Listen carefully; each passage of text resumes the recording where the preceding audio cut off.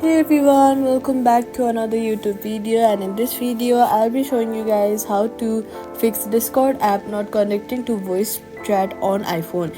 If you're stuck loading or cannot hear friends, here's how to get it working.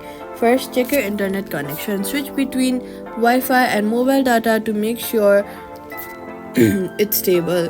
Next, open settings on your iPhone, search for Discord and then look for it, and then make sure you have access to confirm microphone and camera permissions are allowed.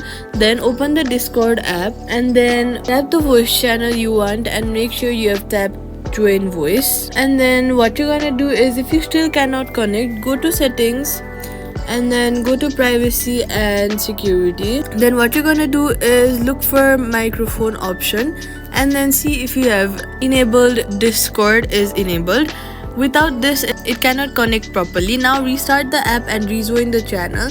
Safety tip: only join voice chats from servers you trust. Unknown servers can expose you to spam or unsafe content. Quick fix: if it still does not work out, uninstall Discord, restart your phone, reinstall the app from App Store, and that's it. Thank you all so much for watching. Subscribe for more quick fixes.